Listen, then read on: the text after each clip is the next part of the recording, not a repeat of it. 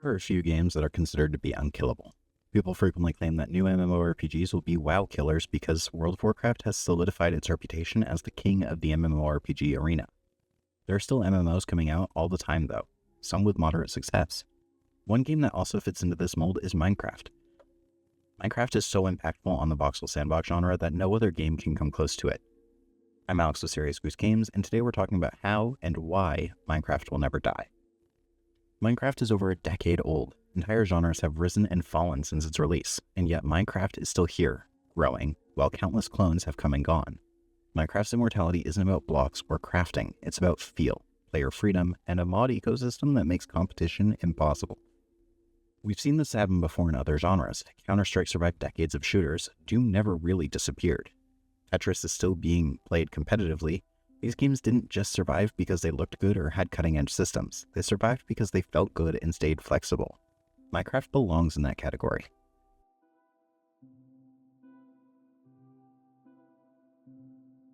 So what makes a game a Minecraft clone? Well, what is the core identity of Minecraft? We have blocks that we can pick up in place. We can modify those blocks and create new ones through a crafting system. These blocks and items help us survive the environment.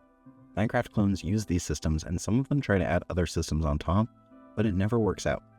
Something about these clones always feels wrong. Something is off and players notice.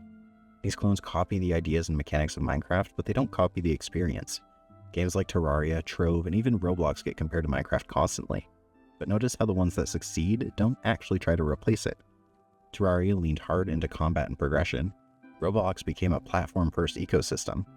The games that tried to be Minecraft but better are the ones nobody remembers.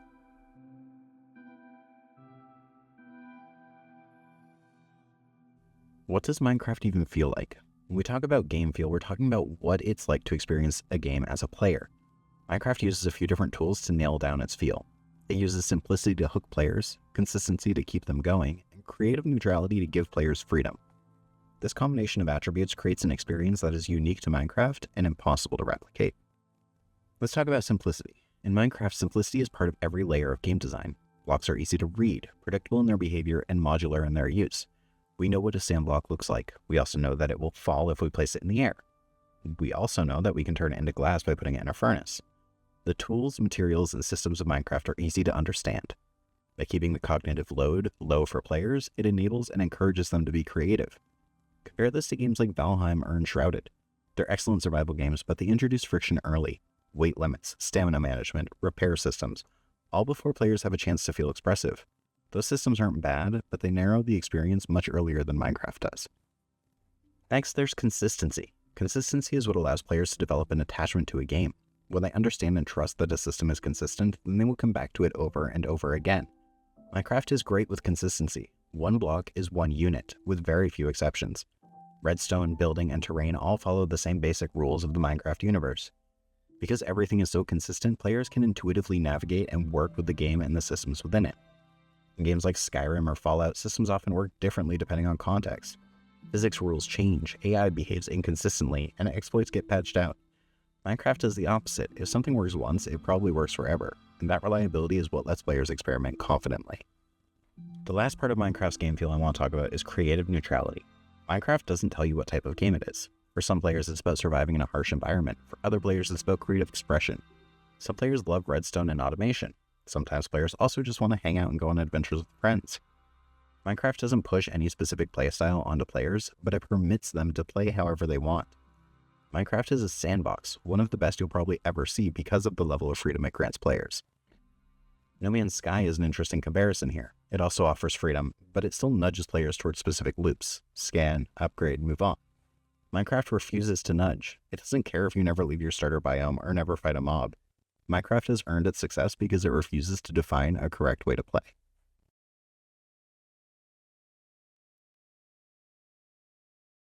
Minecraft thrives on simplicity. It's successful because it gives players the tools they need to thrive without forcing them to interact with really any of them. Clones look at these tools and start thinking, but what if we added this, or this, or this? It just doesn't work. Clones end up with too much structure, over-designed progression, graphics traps, or narrow identity. Minecraft doesn't have any of these built in, but can support any of them through mods or commands, or even just player-managed rules. Minecraft avoids structure. It doesn't need quests or storylines. It doesn't need skill trees or NPCs. Some players like those things, and there are plenty of mods that have them. But Minecraft doesn't force any of that on players.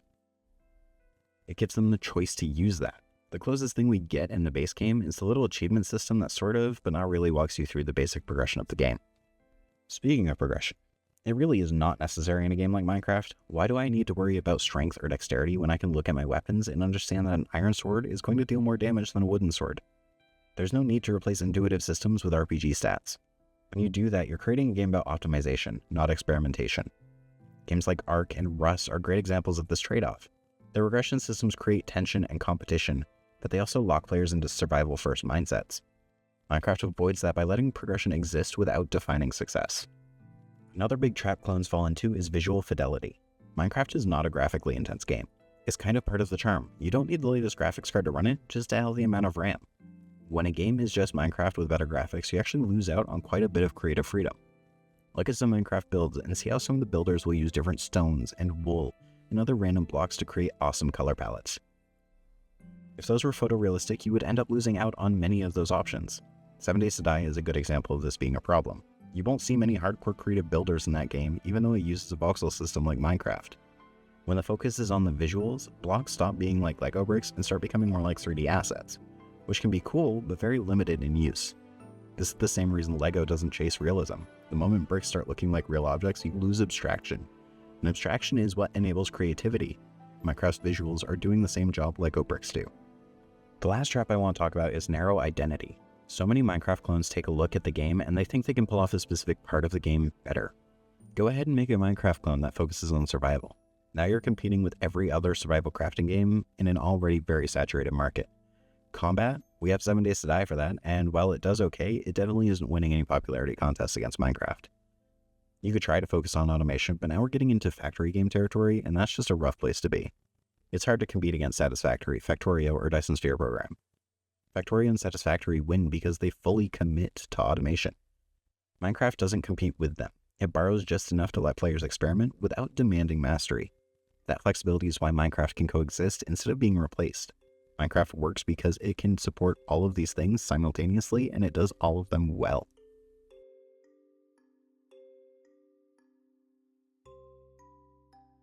The biggest thing that makes Minecraft immortal is the modding scene. Minecraft mods are so good that many players can't even go back to vanilla. Bethesda games like Skyrim also owe their longevity to mods, but even those have limits. Mods extend Skyrim, but they replace Minecraft. The difference is huge. Minecraft systems are simple enough that mods don't fight the engine, they collaborate with it. In so many cases, mods aren't just adding new content, they're replacing the entire game. Tech mods like Create and Industrial Craft build on and enhance the automation aspect of the base game so well. Magic mods like Thaumcraft or Ars Nouveau add whole new systems and goals to the game.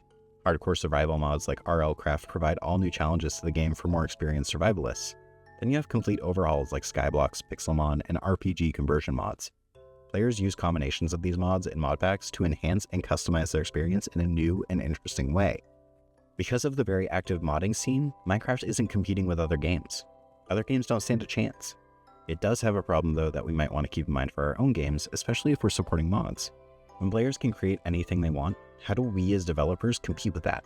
Minecraft isn't competing against other games because it's competing against itself and an infinite selection of player-made variants. When someone makes a clone of Minecraft, they aren't just trying to compete with Minecraft, but every version of Minecraft that has ever been made.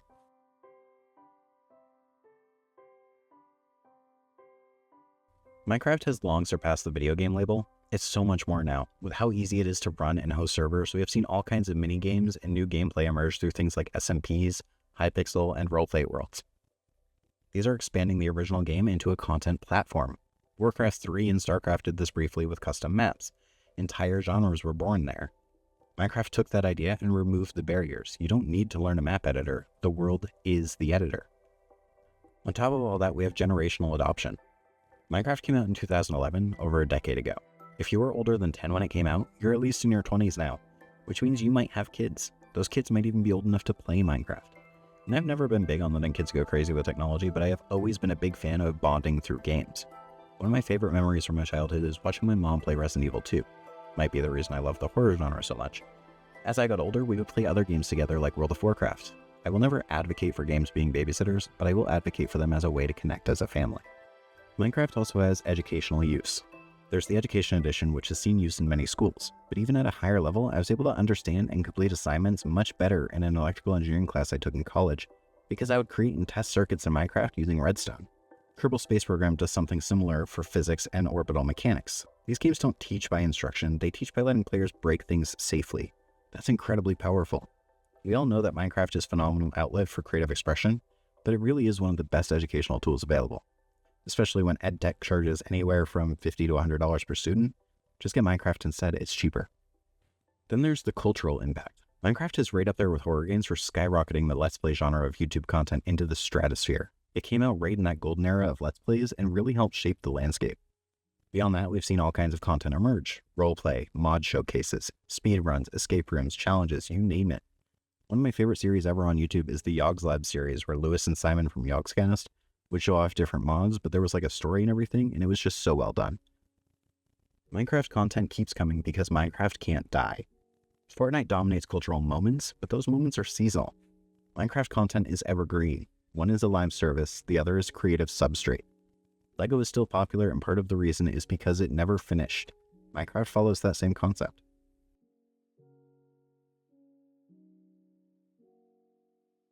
If you've made it this far in the video and think that you should go and make a Minecraft clone, I won't stop you. That's not what I'm here for. In fact, I would encourage you to try. This video isn't about how to make the best Minecraft clone though. It's about what we can learn from Minecraft's immortality and how we can apply it to our own games, or even if we should. Do we actually want games that live forever? Not every game should be immortal. Designing for longevity means surrendering control, and that's uncomfortable. Minecraft works because the developers let go early and trusted the community. Existential crisis aside, systems that enable creativity almost always outlive systems that demand mastery. User content can greatly increase the lifespan of a game, and I encourage every game developer to think about that when they have a game where user content makes sense. We want to drive players to be creative. They will create their own challenges and systems to master. We just have to trust them to do so. Flexibility is the key here, not polish. Minecraft was in early access for a long time before finally releasing. Don't worry about everything being perfect, worry about it being fun. The last takeaway here is that if you can make a game that becomes a tool or a platform, you have a game that will live forever. The best games all allow players to create with them. Minecraft does it, StarCraft does it, even Halo had it for a minute. Games die off when they run out of content. Platforms, on the other hand, well, those live as long as people keep creating on them.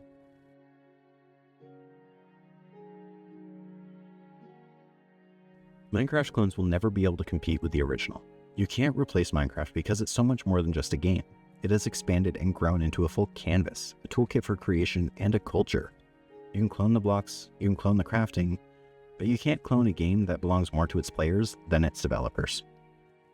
Thanks for watching, like and subscribe. I'm Alex with Serious Goose Games, and I'll see you in the next one.